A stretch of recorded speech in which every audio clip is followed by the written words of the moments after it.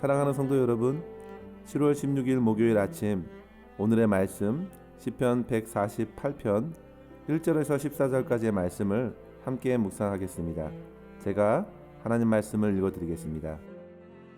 할렐루야, 하늘에서 여호와를 찬양하며 높은 데서 그를 찬양할지어다. 그의 모든 천사여 찬양하며 모든 군대여 그를 찬양할지어다. 해와 달아 그를 찬양하며 밝은 별들아 다 그를 찬양할지어다. 하늘의 하늘도 그를 찬양하며 하늘 위에 있는 물들도 그를 찬양할지어다. 그것들이 여호와의 이름을 찬양함은 그가 명령하심으로 지음을 받았음이로다. 그가 또 그것들을 영원히 세우시고 패하지 못할 명령을 정하셨도다. 너희 용들과 바다여 땅에서 여호와를 찬양하라. 불과 우박과 눈과 안개와 그의 말씀을 따르는 광풍이며 산들과 모든 작은 산과 과수와 모든 백항목이며 짐승과 모든 가축과 기는 것과 나는 새며 세상의 왕들과 모든 백성들과 고관들과 땅의 모든 재판관들이며 총각과 처녀와 노인과 아이들아 여호와의 이름을 찬양할지어다. 그의 이름이 홀로 높으시며 그의 영광이 땅과 하늘 위에 뛰어나심이로다. 그가 그의 백성의 뿔을 높이셨으니 그는 모든 성도 곧 그를 가까이 하는 백성 이스라엘 자손의 찬양 받으실 이시로다. 할렐루야. 아멘. 하나님을 찬양하는 것은 피조물이 할 수 있는 가장 고상하고 가치 있는 일이라 할 수 있습니다. 우리가 앞서 묵상했던 시편 147편 1절에 고백한 대로 하나님을 찬양하는 것이 참으로 선하고 아름다운 것이지요. 이러한 찬양을 드림에 있어서 오늘 시편 148편은 마치 시인이 거대한 오케스트라의 지휘자가 되어서 온 천하 만물들을 향하여 하나님을 찬양하라고 명하는 것과 같습니다. 하늘에서 여호와를 찬양하며 높은 데서 찬양하라고, 천상의 모든 천사들도 찬양하며 모든 군대도 찬양하라고, 하늘의 해와 달과 별들도 찬양하고 하늘의 하늘까지도 하나님을 찬양하라고 외칩니다. 이유는 한 가지입니다. 5절 말씀에 보시면 그것들이 여호와의 이름을 찬양함은 그가 명령하심으로 만들어졌기 때문이라고 증거합니다. 그렇게 만들어진 만물은 본래 부여받은 사명이 있었는데 그것이 바로 자기를 지으신 하나님을 찬양하는 것입니다.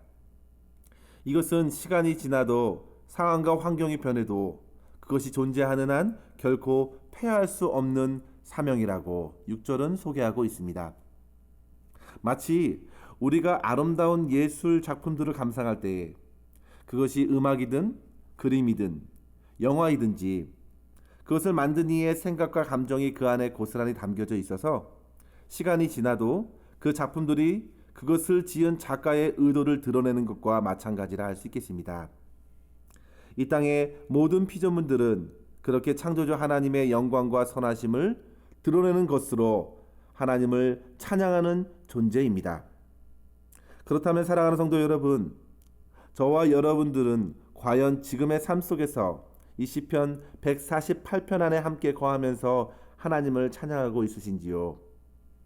오늘 본문을 통해서 우리는 하나님을 찬양할 수 있는 몇 가지의 비결을 발견할 수 있는데요.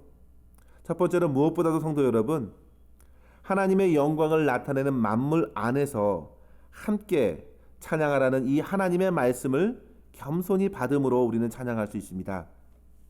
지금 모든 만물들에게 주님을 찬양하라는 명령이 내려졌습니다. 그것들은 그 말씀에 의해 창조되어 온 것이고 그 말씀을 통해 존재하며 그 말씀을 따라서 하나님을 찬양하게 되는 것이죠. 그런데 그 명령은 바로 저와 여러분에게도 예외가 아니라는 사실입니다. 11절 이후에 지나가시면 세상의 왕들도 모든 백성들과 고관들도 총각과 처녀와 노인과 아이들도 모두 찬양하라는 명령을 따라서 하나님의 이름을 드러내라 합니다. 중요한 것은 바로 저와 여러분입니다. 팀 켈러 목사님도 그의 시편 묵상에서 이 148편을 해설할 때 이런 말로 도전했는데요. 자연계 전체가 하나님의 영광을 노래하고 있습니다. 음을 맞추지 못하는 것은 인간뿐입니다. 스스로에게 물어보십시오. 사랑하는 성도 여러분, 우리가 일상의 삶에서 하나님을 찬양하는데 소홀한 이유가 무엇인가요? 아니, 혹 무능한 이유가 무엇인가요? 우리는 하나님을 찬양할 이유를 발견하지 못할 수도 있습니다. 그러나 무엇보다도 오늘날 우리는 너무나도 자기 중심적인 삶을 살아가고 있기 때문에 하나님을 찬양하지 못하는 것 같습니다. 너무도 바쁜 것입니다. 도저히 하나님을 생각하기는커녕 하늘을 바라볼 여유도 없이 주변의 자연이 어떻게 펼쳐져 있는지 돌아볼 겨를도 없이 살아가는데 바쁜 것 같습니다. 성도 여러분, 도대체 사람들은 무엇을 위해 그렇게 바삐 움직이고 내다름질하고 있는 것입니까? 열심히 살고 성실히 사는 것 같지만 가만히 보면 자기의 인생의 중심이 자기가 되어서 그 안에 갇혀서 영원한 하나님의 나라, 창조주 하나님을 생각할 시간에는 참으로 인색한 것이 안타깝기만 여겨집니다. 사랑하는 성도 여러분, 우리는 하나님 말씀 앞에 겸손히 멈추고 하나님을 찬양하라는 이 거룩한 명령을 믿음으로 받았으면 좋겠습니다.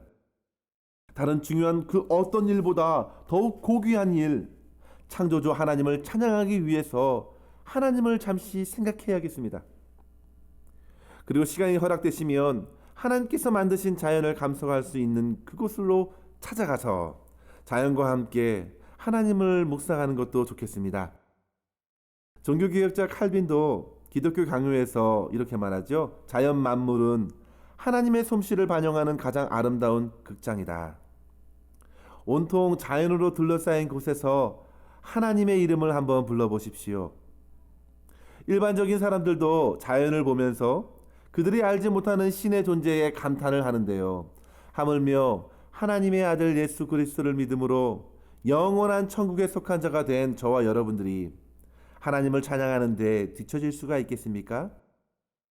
사랑하는 성도 여러분, 우리의 삶의 궁극적인 목적이 바로 하나님을 찬양하는 것임을 다시금 깨닫고 진정한 찬양을 오늘 저와 여러분의 모든 삶 속에서 주님께 올려드릴 수 있기를 주님의 이름으로 간절히 축원합니다. 두 번째로 성도 여러분, 우리가 드리는 찬양은 하나님을 가까이 하여 하나님의 영광만 드러내는 것임을 깨달을 때 우리가 하나님을 비로소 기쁘게 찬양할 수 있지요.